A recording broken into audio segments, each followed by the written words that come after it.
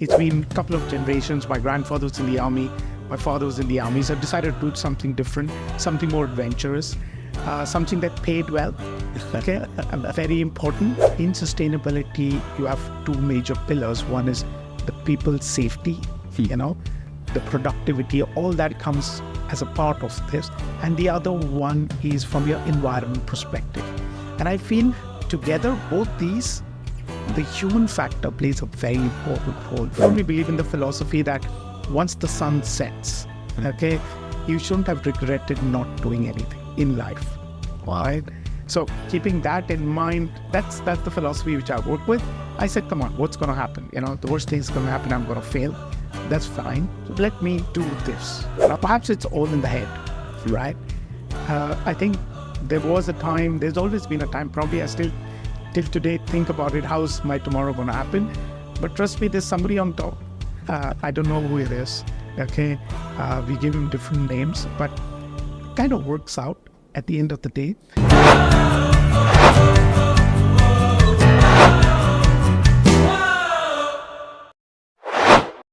Before we talk about climate change and the impact of that, just one more thing on the human safety aspect, right?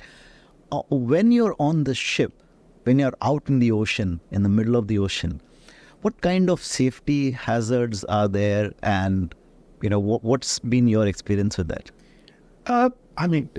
You are a lot of safety aspects are involved with it, because the most important thing is the weather.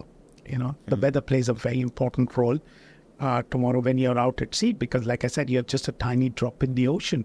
You can have hurricanes, you can have storms within which, your ship can be involved in this. We already spoke about piracy today. These are very important. You have cargo, you have very hazardous cargo that you're carrying, right? You have chemicals, different kind of chemicals that you're carrying.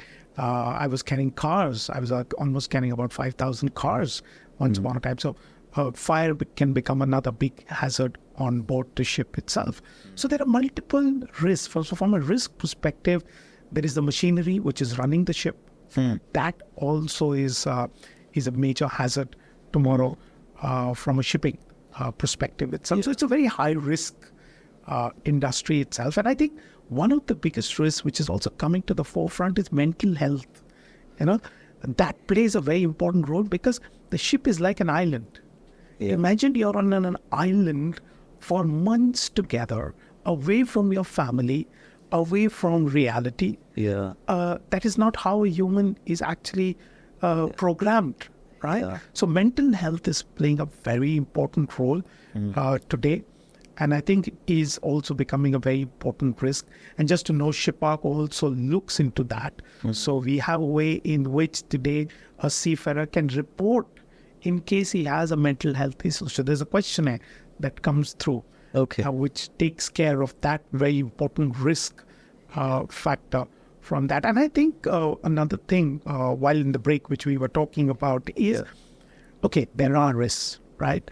But what is the mitigation to that risk? What do you do about that? What do you do about that? If somebody gets hurt, what do you do about it? If somebody falls into the water, what do you do about it?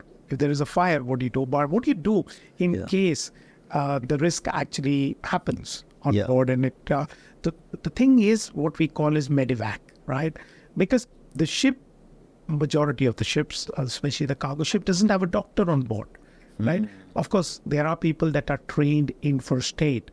That is first aid is just first aid, right? So the ship has actually to be diverted, to the nearest port of call, which can be a few days away. So that becomes a very important risk itself. That is why safety is so very important, because you can't do anything about it. You're stranded. If you have a fire on board, you're stranded in the middle of the ocean, right? If you have a machinery breakdown, you're stranded in the middle of the ocean itself. So that is why I feel from a risk perspective, from a very human perspective, it's very high in the matter. So safety is like extremely, extremely important. I mean, just like how in the in the aviation industry, safety is extremely important. I mean, if something happens 30,000 feet in the air, I mean, you're all on your own. Then you have to figure out, and that's how it is in the ship as well, right? You're deep in the ocean. There is like nearest port, like you said, is 2-3 days away. If somebody gets a heart attack, you have to save that person right there. The other people have to save it. I think that kind of emphasizes the importance of ShipArc.AI and the role that ShipArc plays and role that Greenfield is playing, really. Absolutely. See, one is the safety aspect of it. Okay, you have to also understand that today from a productivity perspective, right? How important does employee engagement play a part in that? Safety, yes, safety is important, but also how do you engage your people on board? How do you award them? How do you reward them for their services? These are also very important factors that improve the productivity of a person when he's working for your company itself. We call that employee engagement, right? Yeah. So ShipArc also plays a very important role in that. It gives you data. So I have companies who want to lay out a survey as to how happy they are on the ship. What are the aspects of shipboard operations they like or they don't like.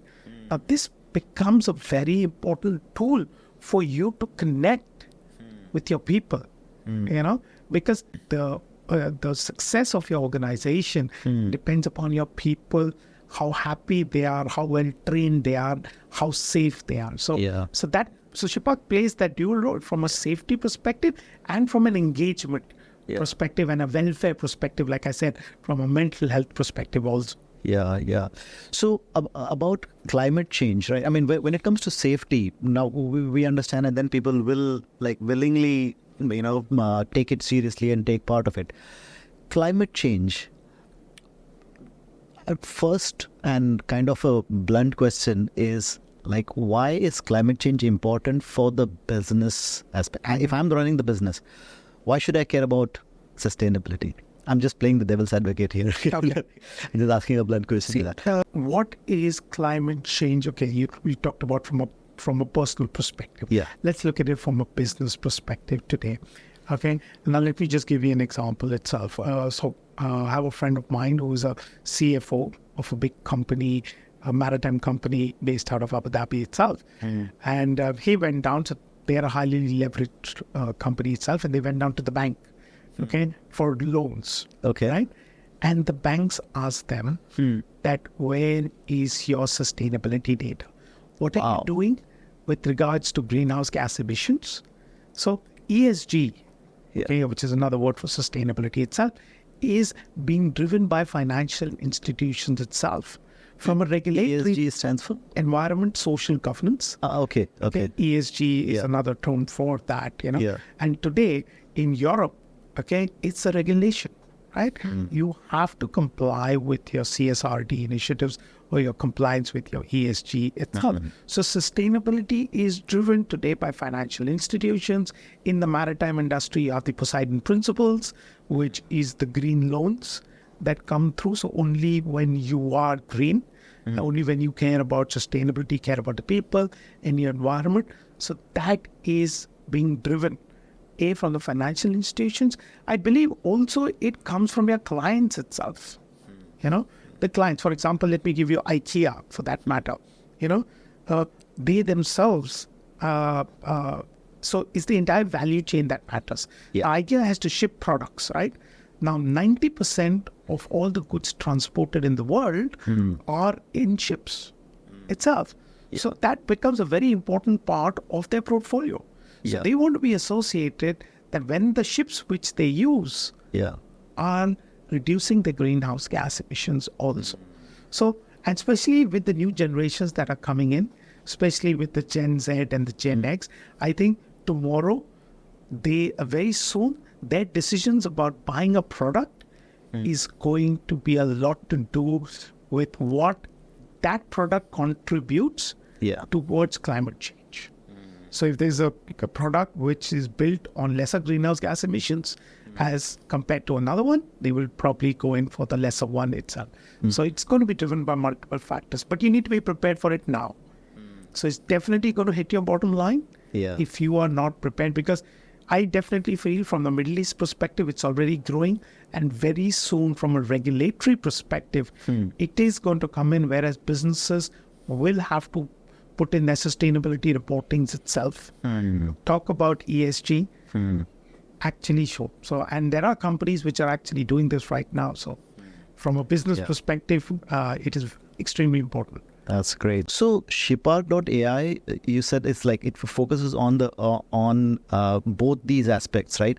How does the app collect data for greenhouse gas emissions and the planet change aspect? On the safety aspect, we were creating a safety culture by focusing on people, right? Now what we're doing towards greenhouse gas emissions or climate change, we are focusing on the people again, creating a carbon culture. On carbon culture? Absolutely. We term it the carbon culture on board. Now let me give you an example what a carbon culture is. For example, a carbon culture at home is to make sure that you do not have your air conditioning running at 18 degrees or 19 degrees as your set temperature, but you keep it at an ambient temperature itself. Why?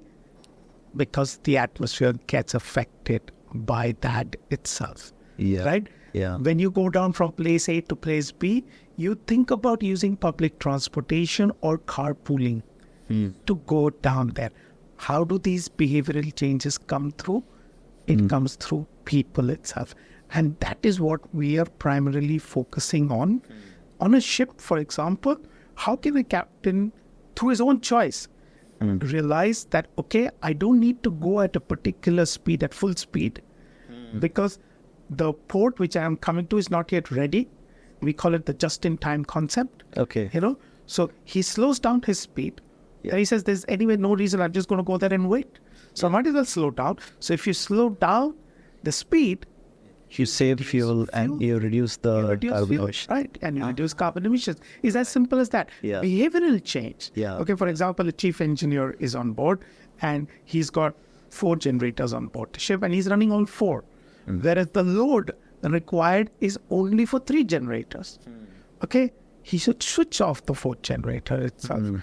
But that should come down from his own conscious. Right. That yes, I am doing this for the environment, for the future generation. So that is why carbon culture plays a very important role. Let me give you an everyday example. Okay, when we go home, when we are at home, we leave the house. We switch off all the lights. Right? Why do we do that? We don't want we pay for the electricity. Simple in terms. Right now we pay for it, right? And at the same time, when we go down to a hotel, okay, we go down there, and a majority, I'm not saying you itself, don't really bother if the lights are on the whole night. Even when they leave the room, they'll probably keep the lights on. Why? Because they've already paid for it. Right?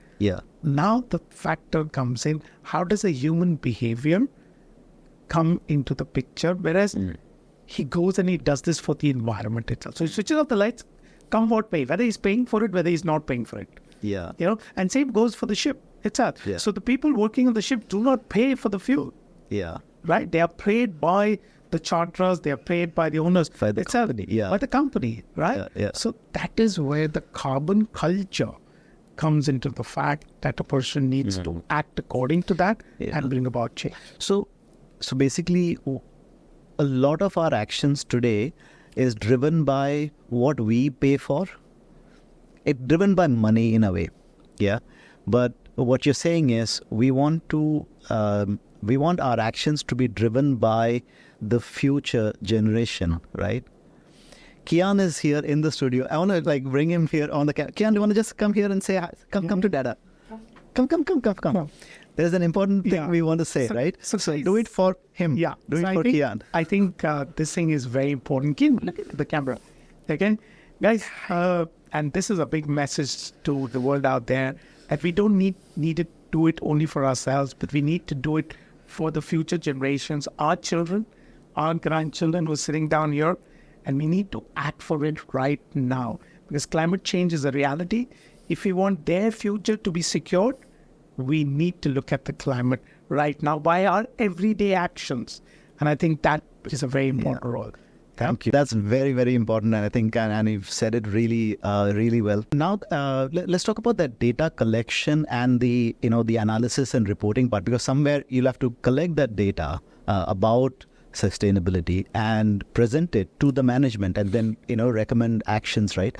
So technically, how does that work in terms of the app? Like, how does the app capture the data? How does the data generated? So right now what we are in the process is, so I'll be also honest with you, is we look at the safety aspect before. So we said sustainability for us, be very honest with you on camera itself, is people first.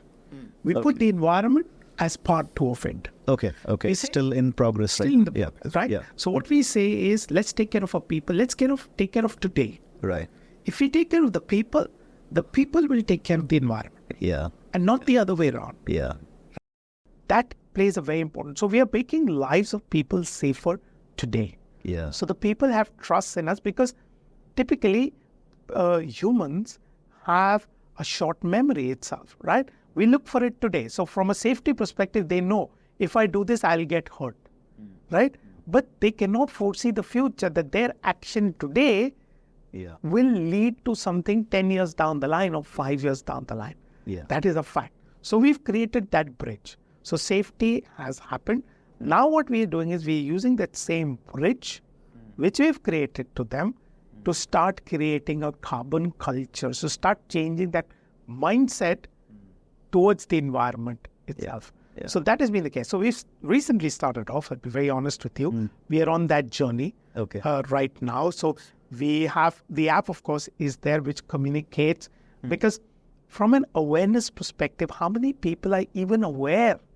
Today, you and me are talking about greenhouse gas emissions and climate change, but how many people on board ships, how many people understand that?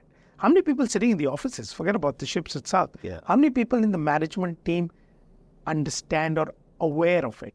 So we are starting with the awareness perspective right now. We want people to be aware of it. We want the people on board the ships, the crew, to start reporting actions, okay? So like we discussed on the safety aspect, they looked at the oil on the floor and they reported that. Similarly, can be done on the ships. For example, somebody sees a generator which is running when it is not needed. So he switches off the generator and makes a report that I did this action. It can be somebody leaving his room and switching off all the lights in his cabin. Or somebody who closes the accommodation doors so that the AC doesn't go out and the compressors are obviously saving again on fuel oil itself. So it starts with awareness, so that's what we are doing right now. Now, as part of that, the second thing which are in the process of building is an AI dashboard, which is going to capture the operational aspects of the ships itself. What has been the speed? What has been the fuel oil consumption? What has been the number of generators that are running? And from a human aspect, who are the people who are running that ship at that time? Okay. So the human aspect comes So then we know that when they have these set of people who are running the ship, the fuel oil consumption is this, whereas compared to another one where the fuel oil consumption is much higher. Oh, wow. For the same the job. There can be like a healthy competition there, my fuel, this is my consumption versus somebody else's consumption, and then there is like a... Absolutely. Amazing. So that is how you bring in the awareness. That is how you drive it. And then you need to focus, right, on these are the people who need to be more aware, because the data speaks for itself. I mean, you're a data analyst. Here you're doing it by data, and you're saying, guys, this is where we need to focus on. This is the kind of ships you need to be focused on. And ultimately, the answer to a solution from a maritime perspective, which emits 3% of the global greenhouse gas emissions, is, yes, a lot of people talk about alternative fuel, ammonia, methanol. The fact of the matter is, it is still far away. Yes, it is an option, but right now what we need to do today, and what we can do today, is to reduce fuel oil consumption. And how can we reduce fuel oil consumption? Is by the acts of the people itself. Day-to-day action, regular. Day-to-day actions, small actions taken by them is going to lead to, because climate change is not waiting for technology, is not waiting for alternate fuels. The temperatures are rising every day. What can we do today is very important. Yeah. And I think at this point, there are 3 friends of mine that I want to name here who, these guys, they take their regular day-to-day action. They keep climate change in mind. They're very sustainable. One is Bijoy AJ. Bijoy, I hope you're watching this. And the other is Jensen George and Vincent Barde. All 3 of you guys are heroes. You guys don't know each other, of course, but then I know that you guys have taken this very seriously. In your day-to-day decisions, you take conscious decisions about with sustainability in mind. Like, for example, they would switch off the lights, and not for the money but for the planet. They always take that in mind. No, absolutely. We need more people like that to. We definitely need to, because climate change is a big problem, right? Yeah. And it is a big issue, and it is going to come with not 1 or 2 people talking about it. It's going to come up with a collaborative mindset. Yeah. Right? Where people come up, the technology providers come in, the domain people come in, and together we can bring it. It's not going to be just 1 or 2 people coming together. And like you rightly said, it's going to happen with daily actions coming in every day. And that kind of a lifestyle should be the cool thing, right? I mean, to be environmentally irresponsible should be really frowned upon. And that's when we get to that level where everybody becomes environmentally aware, and then we take positive actions towards it. Yeah, everybody's a stakeholder, because we all have to live in this planet, and that is why we need to take care of the planet itself. Yeah. So yes, and and we need to act now. That's another question. We don't need to think about it. We need to act now itself. Yeah. So, Captain, when you look back at your journey, right from your sailing time to your corporate world to the entrepreneurship, what are the key takeaways or key people that you say that it's because of these people, it's because of these aspects that I was successful?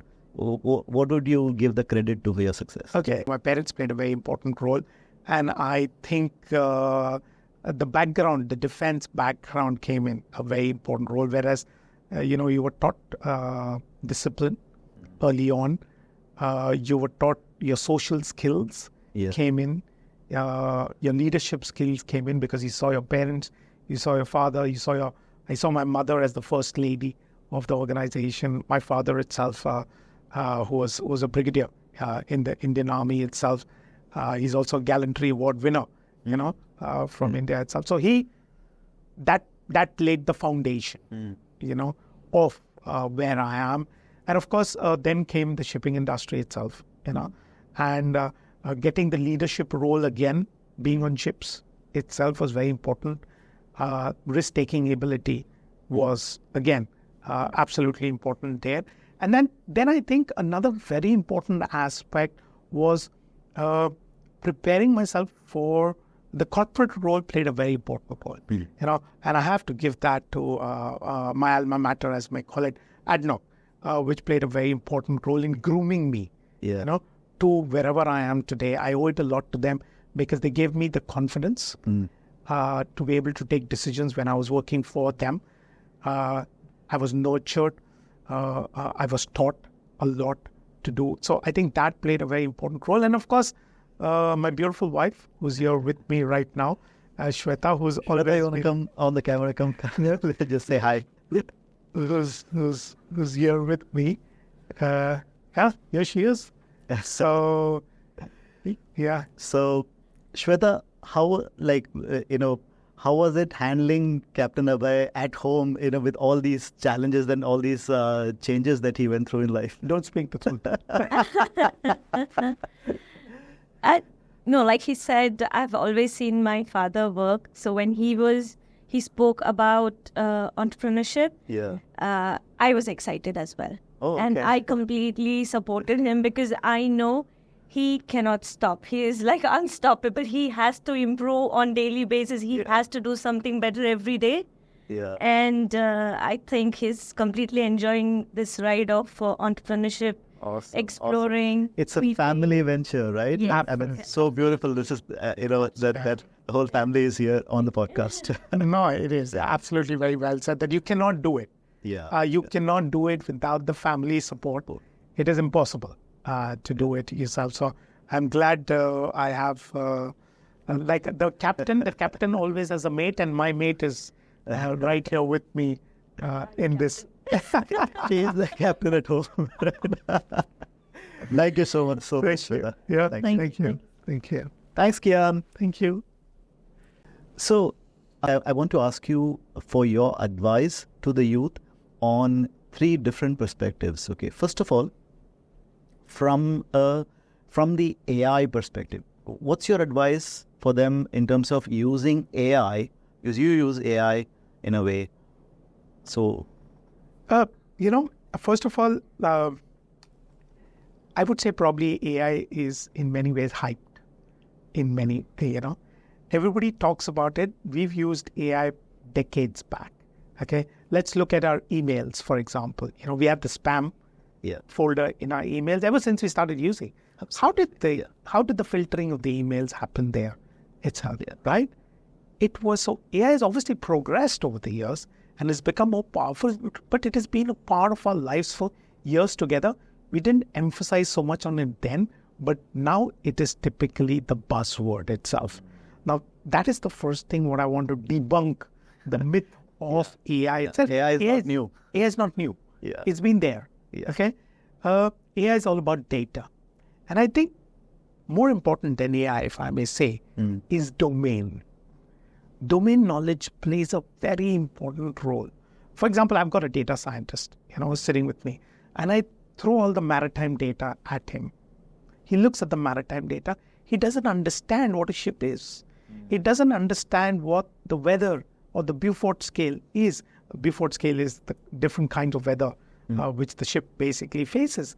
So he doesn't understand those risks. For him to be able to analyze that data, he needs to understand the domain. Yeah. So I would want one thing to say is AI is a catalyst, I would say, but domain is key. Right? When they come together, it becomes very powerful because the domain understands the problem. The AI is the solution.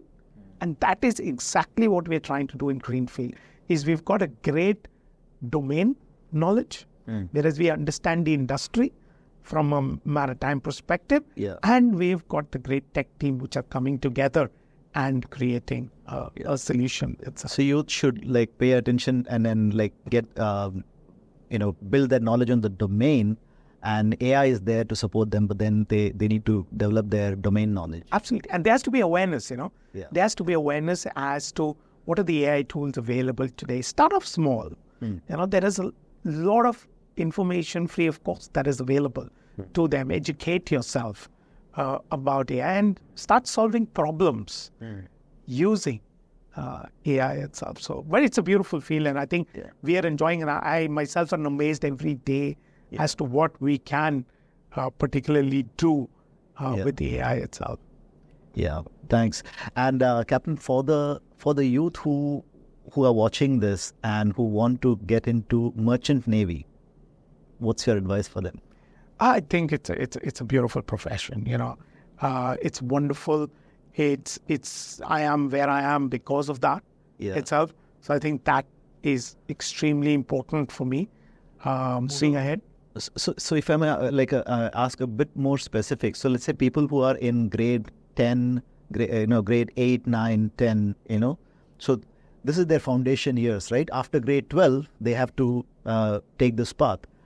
What should they focus on? What should they develop themselves on so that they can get into merchant navy? So the thing is that the first thing, obviously, is from an educational perspective, if you're talking about that, is science is a very important aspect. So you need to have your, at least when I was there, I don't think things have changed very much. you have to have your physics, you have to have your chemistry, you have to have your maths. So that is very extremely important for PCM that. is important. Yeah. Second is that the adventure. You should be adventurous, right? If you want to see the world, if you want to travel, that is extremely important. And you should have the ability to stay away from your family for long duration. So that is also an option. It's a beautiful profession, something which I would definitely recommend. Of course, there are multiple opportunities other than that today. During my time, there were lesser opportunities. But yes, it's a fantastic way of living a life, an adventurous life, as I would say, to this. Brilliant. And one more question on the advice to youth. So what's your advice for people, for the youth who want to get into entrepreneurship? You've started your entrepreneurship journey now. People who want to start their own business, what's your advice for them? Just do it. Guys, a lot of times we just keep thinking about it. I also did the same thing. I thought about it, and then I did it. So I would strongly recommend everybody to go ahead and do it, right? I think that is a very important aspect, is take that plunge, throw yourself at the deep end, you'll automatically start swimming. A lot of people come up and say that, oh my God, am I old enough? Am I young enough? Do I have the sufficient amount of money? All these aspects will always remain. Trust me, when I think about it every day. But I think the most important thing is the belief in yourself to be able to do it, and with a purpose. Don't do business without a purpose, because you're going to be hit on your chin, you're going to be knocked down, you have to get up, you've got to start again. And it is that purpose, it is that vision which is going to make you do that and move ahead in that particular direction. So the philosophy which I follow is, when the sun sets, you should not regret what you've not done. So take a chance. It may not be for you. I'm not saying it's for everybody. It's definitely not for everybody. I'm telling you that is why the failure rate is high in entrepreneurship itself. But I firmly believe that each one should do that, should take that plunge in some point of their life and give it a try. So I think just go ahead and do it is my 2 bits to it. Brilliant. Very, very well said, well summarized. One last question as we wrap up here. How was your experience being on the Be Your Own Boss podcast? Well, it reminds me of, so we are from Abu Dhabi itself, and yes, Ferrari World has this amazing roller coaster, up and down, and that's been my entrepreneurship life, simple terms. It's fast, like it is in Ferrari World itself, ups and downs to it. Sometimes I have shrieked out of fear, so sometimes it's been fantastic, sometimes you're low down off it, but the entire journey has been beautiful, without a doubt, no regrets till date. Like I said, I've been ably supported, and there's somebody up there who wants me to probably go ahead and do it. And I think the most important aspect is, when I'm bringing about change, and I see that, so when I see the feedback from the seafarers on my platform itself, that in some way I'm making a difference to their lives. I'm making it safer for this lives. There's an impact. There is an impact, absolutely. And I think that is the impact that keeps me growing and, moving on itself. So beautiful journey, absolutely no regrets, taught me a lot. I've learned a lot in life. Every day I'm learning about it. So yeah, it is the roller coaster which I spoke about. Yeah. Brilliant. And I wish you all the best in this roller coaster ride. May you succeed and keep moving faster and faster. I'd heard about Be Your Own Boss. Our very good friend Harshana has participated. And of course, we were recommended by Pratima itself. And it was my first podcast. It is my first podcast. I have been on stage before, but I've never taken part in a podcast before. And I think the experience has been wonderful. I've met a new friend in you. And I think that is very important. We communicated a lot of things I didn't know about myself is what you asked me. And a lot of things my wife didn't know about me till you asked me that question. And I'm sure she's going to be telling me, really, So yeah, a lot of times you don't know till you're questioned about it. Yeah. And I'm so glad that through this platform, I've been able to share my journey, to the world outside about entrepreneurship, about maritime, about AI in many ways. So I'm very thankful to you, Thank you so much for inviting me over. And I hope that this is the start of a new journey between us. Definitely. In the days to come. Thank you. Thank you so much. Thank you so much for coming on the Be Your Own Boss podcast and sharing your story with us. Yeah. Thank you so much. Thank you. Thank you. Yeah. So, ladies and gentlemen, boys and girls, that was Captain Abhay Nimbalkar, the founder of Greenfield Marine Technologies. And you've been watching and listening to Be Your Own Boss.